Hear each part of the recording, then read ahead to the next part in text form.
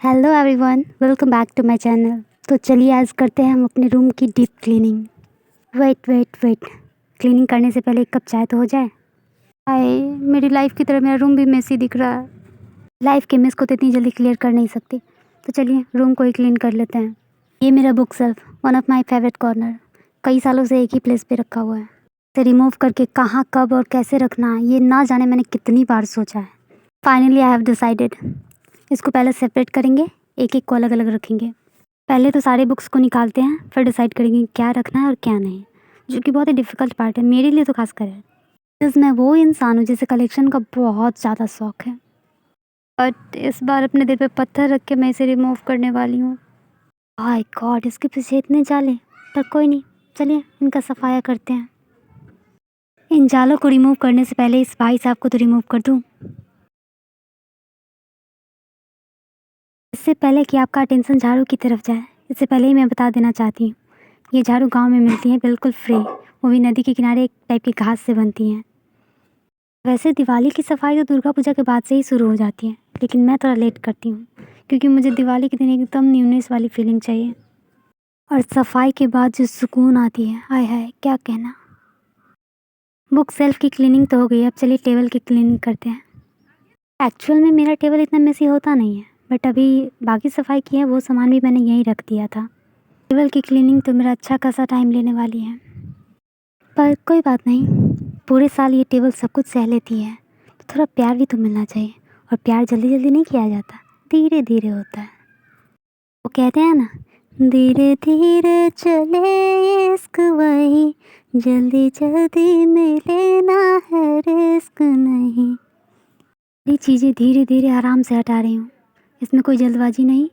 और स्ट्रेस वो किस चिड़िया का नाम है। हर चीज़ अपनी जगह से निकाल कर उसको साफ़ करने का अलग ही सुकून है। मैं बोलना चाहूँगी कि इस दिवाली सफाई के दौरान डस्ट और पुरानी चीज़ें निकालने के साथ साथ खुद को रिमाइंड कराइए कि खुद के लाइफ से पुरानी चीज़ें, पुरानी यादें और स्ट्रेस, एंजाइटी, डिप्रेशन जो भी आप डील कर रहे हो अपनी लाइफ में, उस सब को रिमूव करना ज़रूरी है। उसको भी रिमूव करिए। थोड़ा थोड़ा करके हर कॉर्नर में चमक आ रहा है, जैसे कि हम खुद रोशन हो रहे हों। हर साफ कॉर्नर एक नई एनर्जी देता है, और सिर्फ ये सफाई नहीं, एक रीसेट सा लगता है। और शायद लाइफ में भी हमें हर मोमेंट पे, हर इंस्टेंट पे जब हम डाउन सा फील कर रहे हो, बस एक रीसेट की ज़रूरत होती है।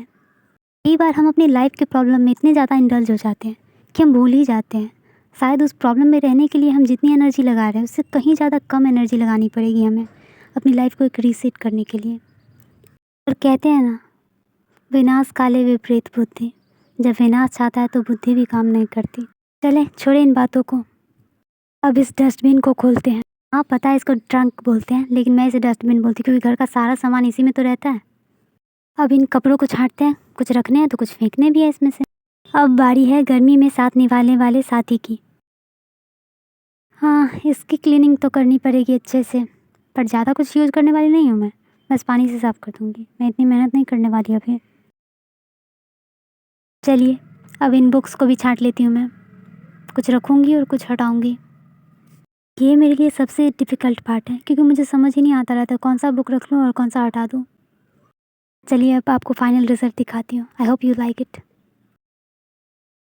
अब ये मुझे कुछ ज़्यादा ही पसंद है, मैंने पता नहीं क्या क्या इसमें कलेक्ट करके रखे हैं। मुझे जो मिलता था, मुझे अट्रैक्टिव लगता था, मैं लाके इसमें रख देती थी।